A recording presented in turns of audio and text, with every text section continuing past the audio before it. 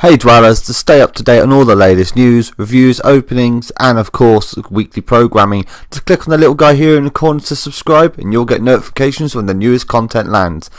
Please enjoy the video. Hello Dwellers and welcome to another episode of Looking Back, and this week we're going to be looking at the birth of Sega's most iconic blue dude with an attitude. Oh yeah, it's Sonic the Hedgehog. And more specifically, we're going to be looking at the first two outings that Sonic had in Sonic the Hedgehog 1 and 2, starting off in 1991, where the very first Sonic game landed. It brought us a nice side-scrolling, fast adventure game, and it was beginning of the quest to knock Mario off the mascot pedestal. Combining speed, bright visuals, and a variety of motion enemies, well, along with a catchy soundtrack, and finally the ability in the game to go back to the left, which I can tell you then was a big shocker for a lot of people.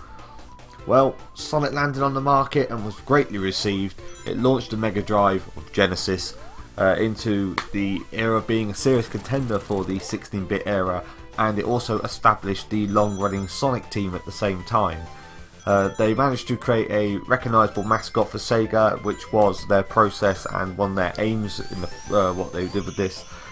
And basically, they created a larger level variety type, adding in the loop-de-loop and things like the swings etc. in the levels. Obviously, it gave the levels a lot more depth than what had been seen in a lot of other platformers at the time. It also basically marked a lot of games having to step up to the next level in 2D platforming and to show what was really available with the 16-bit system. Now obviously in the story we see Sonic pitted up against Dr. Robotnik and all his machines and the creatures that have been changed to machines to save the planet Mobius and capture the Chaos Emeralds. Now this adventure game actually allowed other players to pick how they wanted to do it. It's basically you could either race as fast as you could and try and get the time bonuses that are available in every level, or you could take your time to collect every single ring, every single Chaos Emerald, and really get in depth with trying to whack up the high scores in that instead. The game was so successful, obviously, that it won't launch. It ended up getting a port through to the Master System, and other versions were created as well for things like the Game Gear, etc. Then we saw just a year later Sonic 2 was landed on the market as well, and it improved on everything to do with its predecessor. The levels became more in depth, the action was faster, there were more enemy varieties available, and it really helped mix up the way the levels were played as well.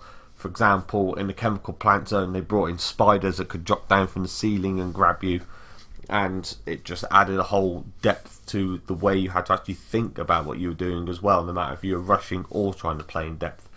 And of course the biggest change was the addition of Tails Miles Prower, which was the two-tailed fox obviously, and this also opened up then for a two-player split screen mode, and also allowed for a really cool option where you could play co-op by the second person taking over Tails during the one-player game, and you could work together to try and achieve your goals. Obviously it's also the first time where you got to see a 3D action of Sonic along with Tails in the form of the special stages, which were pretty awesome additions really, as the special stages in Sonic 1 were pretty cool, looking up from above or the side. You have you bouncing around, so you got the Chaos Emeralds, whereas this one placed you in a speed tunnel and you had to race down and collect as many rings as you could, and if you got enough rings you're given a Chaos Emerald as a prize. Now obviously this game followed the similar story of fighting Dr. Robotnik and to destroy all the creatures, well, save the creatures from their machines.